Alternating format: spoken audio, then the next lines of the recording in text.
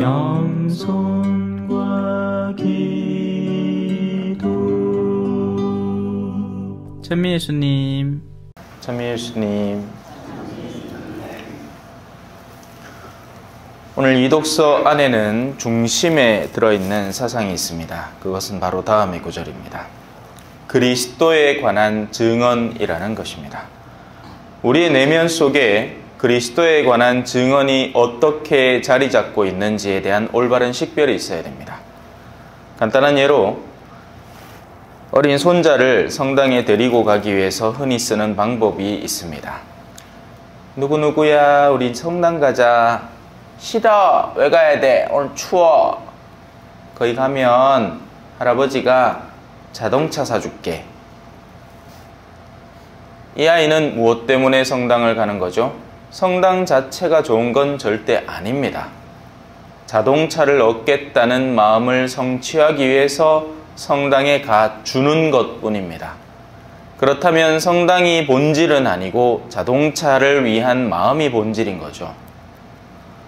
이런 현실은 어른이 되어서도 크게 달라지지 않습니다. 신앙생활을 왜 합니까? 라고 질문을 받았을 때 예수님을 너무 사랑해서요 라고 말할 수 있는 사람은 그렇게 많지 않습니다. 지옥 갈까 봐요가 거의 대부분 이제 신앙생활을 두려워하면서 악애군을 피하기 위해서, 하느님 안 믿으면 뭔가 재난을 당할 것 같아서, 아플 때 빌꽃 찾기 위해서, 큰일 나면 뭔가 해결할 수단 가운데 신앙이 그래도 도움을 주니까. 또 세속 사람들은 이렇게도 표현을 합니다. 마음의 평화를 얻기 위해서요. 글쎄요.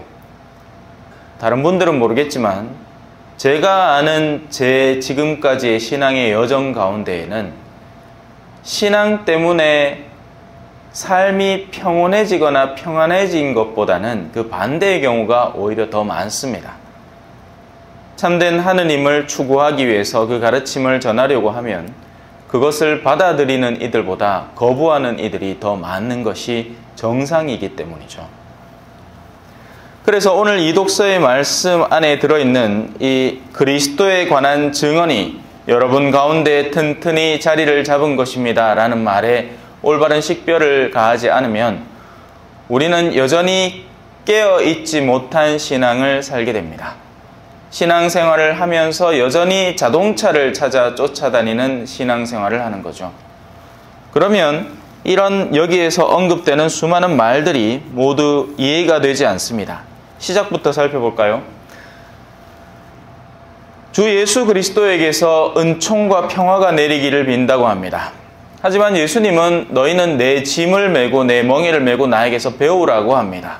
그 가운데는 세상이 이야기하는 평온함이 존재하는 것이 아닙니다. 큰 착각입니다. 예수님은 당신의 십자가를 우리에게 나누려고 합니다. 하지만 우리는 그 십자가를 제대로 받아 쥐고 있을까요?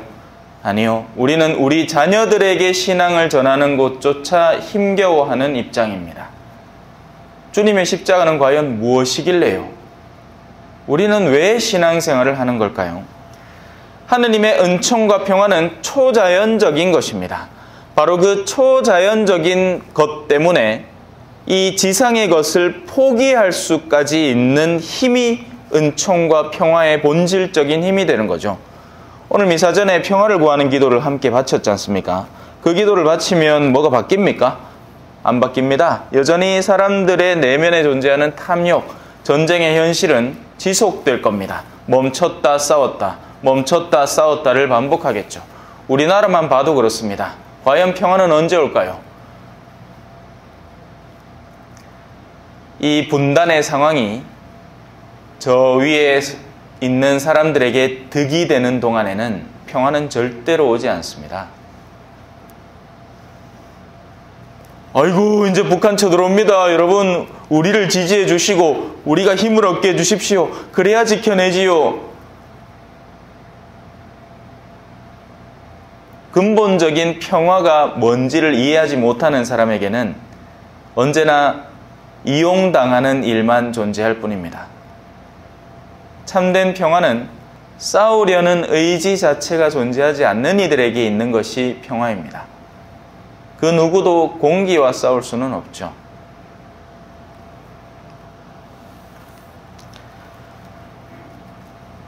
하느님께서 그리스도 예수님 안에서 여러분에게 베푸신 은총을 생각하며 나는 하느님께 감사를 드립니다. 하느님에게서 쏟아지는 은총이라는 것은 우리에게 선재하지 않는, 우리가 갖고 있지 않은 힘을 다른 데에서 얻는다는 것을 의미하는데 그 중간에 조건이 하나 있습니다. 그리스도 예수님 안에서라는 분명한 조건입니다. 과연 우리는 예수님을 통해서 무엇을 바라보고 있을까요? 예수님을 바라보기나 할까요? 그분을 본다면 그분의 가르침을 알아야 할 것이고 그분이 무엇을 가르쳤는지는 성경 안에 적혀 있지만 과연 우리는 성경이라는 것과 친구일까요? 아니면 집에 뽀얗게 먼지만 쌓여 있을까요? 그럼 과연 우리는 우리가 알지 못하는 분을 어떻게 아는 척을 하며 믿고 있는 걸까요? 오늘 성당 본고를 타고 오면서 라디오를 틀었습니다. 개신교 방송이 나오더라고요. 목사님이 이렇게 얘기합니다. 여러분, 예수 그리스도를 믿으면 여러분에게 축복이 가득히 쌓입니다. 그 축복의 핵심은 뭐였을까요? 현세적인 축복입니다. 여러분들이 힘겨운 일이 있는데 신앙을 튼실히 가지면 아팠던 일도 낫고 암도 치유되고 돈도 벌 수 있습니다. 장난감에서 한 걸음도 움직이지 않은 신앙의 내적 가르침을 전하고 있는 겁니다. 신앙의 본질은 뭡니까? 십자가입니다. 예수 그리스도는 우리의 생애 동안 우리에게 끊임없이 당신의 십자가에 못 박히신 모습을 보여주시고 우리가 모시는 미사 또한 십자가의 결과물입니다. 세상 어느 누가 자기 살을 먹으라고 줄 수 있습니까? 자기를 희생하는 사람만 그렇게 할 수 있습니다. 누가 자기의 피를 마시라고 하나요? 피를 쏟아내는 사람이 그렇게 합니다. 하지만 우리는 그 몸을 먹고 피를 마시면서도 희생에서 도망가고자 할 뿐 희생으로 다가서려고 하지 않습니다. 그것이 우리의 신앙의 본질인 거죠.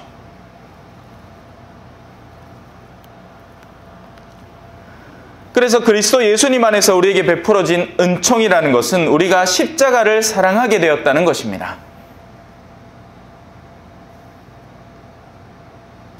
신앙생활을 해보면 자기를 신앙 안에서 드러내고 으스대려는 사람이 있습니다. 아, 신부님! 이 동네 아니습니까? 몇십 년 전에 처음에 생길 때, 네, 그때 내가 어마어마하게 도움을 줬습니다. 아주 자랑스럽게. 마치 이 모든 것이 내가 한 업적인 양, 나 자신을 드러내기 위해서 교만에 사로잡힌 채 그것들을 으스대며 즐거이 드러내는 사람이 있습니다. 희망이 없는 사람입니다. 아니죠. 하느님께서 하신 일입니다. 우리는 그 도구였을 뿐입니다. 당신이 돈을 많이 벌었습니까? 하느님이 당신에게 손가락을 허용하지 않았더라면, 당신에게 시력을 허락하지 않았더라면 과연 우리는 한 발짝이라도 앞으로 나아갈 수 있었을까요? 하지만 이미 우리는 우리의 것이 되어버렸습니다. 내가 번 것, 내 능력, 내가 이룬 성과들, 그런 것에 사로잡히다 보니 하느님의 본질이 나에게서 흐려지기 시작합니다. 나 자신이 주인공이 되는 거죠. 그리스도의 적이 되는 이들입니다. 내 배가 주인이 되고 나를 배불리는 수단들을 찾고 강구하는 사람들입니다. 그러니 하느님의 은총에서 갈수록 멀어지고 풍요는커녕 쇠약해지는 이들이죠.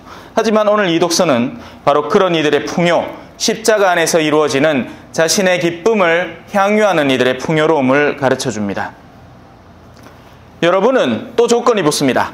그리스도 안에서 어느 모로나 풍요로워졌습니다. 이 말은 겉으로 보기에는 아름다워 보이는 말이지만 달리 얘기하면 고생길이 훤히 열렸습니다 라는 말이기도 합니다. 당신이 신앙 안에 충실하고 신앙 안에서 신앙의 여정을 긍정적으로 받아들이고 있으니 당신이 앞으로 걸어갈 여정 속에 예수님은 당신에게 당신의 풍요로움의 상징이었던 십자가를 더욱 많이 나누어 주실 겁니다. 자매님들 만나보면 두 부류가 있습니다. 한 부류는 끊임없는 불평과 불만을 쏟아내는 부류입니다. 마음에 드는 게 하나도 없습니다. 하지만 그 자매의 남편을 보면 굉장히 성실한 사람이고 착실한 사람이고 책임감 있는 사람입니다. 하지만 자매님이 원하는 건 나는 여행도 가고 싶고 나는 이 핸드백도 사고 싶고 나는 저것도 해보고 싶은데 남편은 그걸 자꾸만 올바른 이 질책과 더불어서 멈추게 하는 거죠. 그러니 기분 나쁜 겁니다. 다른 한편 어떤 자매는 이런 자매도 있습니다. 남편의 악습이 너무 극에 달하는데도 신앙 안에서 그걸 묵묵히 꿋꿋하게 언젠가는 이 생이 마감지어지리라 하면서 견디고 참아내는 자매의 삶도 있습니다. 사제인 제가 봐도 존경스러운 삶입니다. 안 힘드세요, 어르신? 아이고, 예수님도 십자가 지시는데 나도 이 정도는 젠데 안 되겠습니까? 보석 아닙니까, 보석? 맞습니다.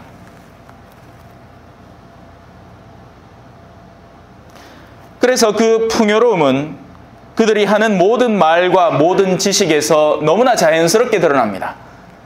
신자라는 사람을 만나서 1시간 동안 이야기를 나눕니다. 이야기의 핵심 주제는 그들이 버는 돈, 그들이 관심 갖는 땅, 그들이 사려고 하는 건물. 이들은 사실 신앙인이 아닙니다. 물질인이죠. 참된 신앙인은 자신의 신앙적 경험의 풍요로움을 나눕니다. 신부님, 저에게 이런 일이 있었어요. 너무 힘들었지만 그래도 결국 하나님 앞에 다시 돌아올 수 있었고 이런 일에 대해서 너무 감사를 드립니다. 그런 종류의 분들은 한 번을 만나도 한 10년 지기 친구 같습니다. 하지만 제가 앞서 설명드린 그런 부류의 사람들은 몇십 년을 함께 살았는데도 옆에서 이야기를 해보면 생경한 느낌. 이 사람 누구지? 안에 도대체 뭐가 들어있지? 신앙생활을 몇십 년이나 했다고 하루에 묵주기도를 20단씩 바친다는데 이들의 내면 속에 정말 들어있는 것이 하느님에 대한 진정한 애정이고 사랑인지 아니면 여전히 세속성에 대한 갈망이고 갈증인지 이건 바보 아닌다 하면 다 알 수 있는 겁니다.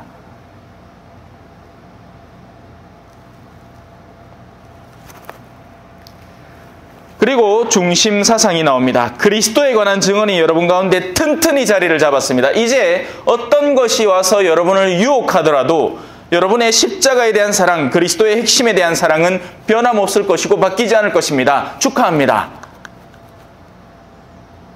왜? 주변에서 끊임없이 이렇게 얘기할 거거든요. 야, 뭐 한다고 그래 고생하노? 편하게 살아라. 야, 이제 아들 다 성장했고, 이제 살 만큼 안 살았나? 이제 갈라 서듯이 살아라. 와, 아직도 남편 그렇게 수발하면서 사노? 네 하고 싶은 거 하고 살아라.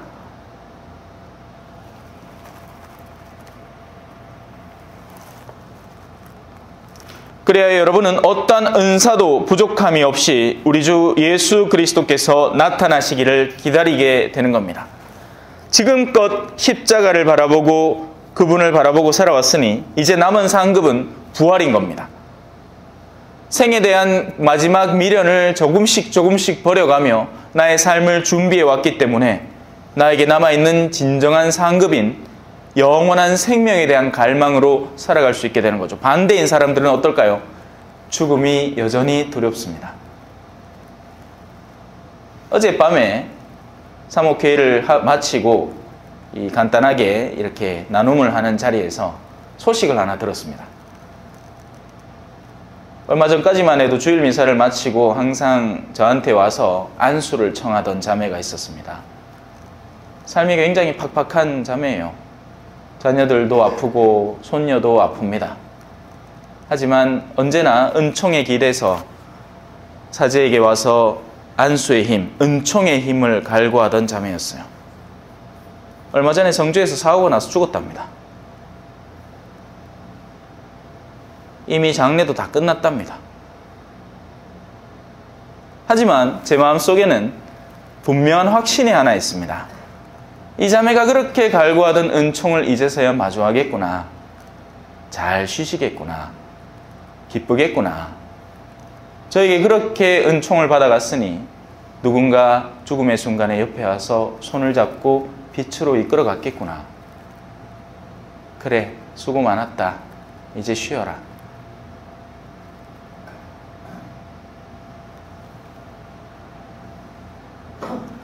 어떤 것이 기쁨인지 모르면 그 기쁨을 기다리지 못합니다. 성당 가는 것이 기쁨인지 모르면 끊임없이 자동차로 유혹해야만 합니다. 우리의 평균적인 신앙생활도 별반 다르지 않을 것 같습니다. 신앙의 본질을 이해하는 사람은 뜯어말려도 성당을 갑니다. 하지만 신앙의 본질을 이해하지 못하는 사람은 끊임없이 뭔가 다른 것으로 유혹해야 됩니다. 하지만 그 유혹이 본질은 아니죠. 그 유혹을 통해서 성당에 맛을 들이고 하느님과 함께 살아가는 것에 대한 이해를 도모하고 신앙의 가르침을 배우고 깨달아서 그리스도의 십자가를 사랑하게 되어야만 이 사람이 제대로 된 노선에 들어서게 되는 거지. 그게 아닌 다음에 계속해서 아내가 여보 오늘 또 성당 가자, 여보 가자 이렇게 해야만 겨우 몸을 끼적이며 움직이는 사람이라면 신앙의 본질은 여전히 요원한 겁니다. 또 반대로 신앙이라는 것이 습관이 되어버린 사람도 있죠.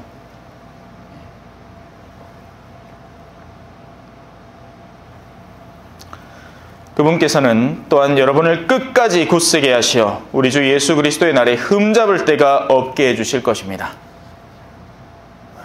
장인은 자신이 만드는 작품을 그냥 내버려 두지 않습니다. 초보자들은 일을 그렇게 합니다. 하나 쓱 만들어 놓고는 대충 보고 아이고 잘 나왔네 하고 던져버립니다. 하지만 장인이 장인인 이유는 끝까지 자신의 작품을 보듬기 때문입니다. 아주 작은 흠과 티를 허용하지 않고 아주 작은 밀리미터의 오차도 허용하지 않는 것이 장인의 작품입니다. 그런 장인이 만들어낸 기구들을 써본 사람이라면 이해합니다. 하다못해 아주 그냥 하찮은 낫이라도 장인이 길을 들여놓고 나를 갈아놓은 거라면 너무 쉽게 잘립니다. 반면 겉보기는 멀쩡한 호미처럼 되어 있는데 중국산이고 쇠도 무르고 하면 몇 번 하지도 않았는데 더 이상 들지도 않는 쓸모없는 낫이 되어버리는 거죠. 이건 여러분들이 잘 알 겁니다. 농사하는데도 마찬가지입니다. 그죠? 장인의 농사는 시작부터 마무리까지 하나하나 꼼꼼하게 점검하면서 이루어집니다. 하지만 초짜배기의 이 농사는 그저 돈벌이에만 혈안이 되어서 마치 도박하듯이 그에 나온 것, 그걸 바탕으로 돈을 얼마나 벌어들일까 하는 데만 정신이 팔려 있겠죠. 하느님은 우리 영혼을 놓치지 않습니다. 마지막까지 정성 들여서 한 점 한 점 메꿔 나가실 겁니다. 그런 하느님께 시간이 갈수록 해가 거듭할수록 우리를 더 헌신하고 내맡겨야 할 겁니다. 하느님은 성실하신 분이십니다. 그분께서 당신 아드님 우리 주 예수 그리스도와 친교를 맺도록 여러분을 불러주셨습니다. 아멘. 찬미 예수님, 겸손과 기도.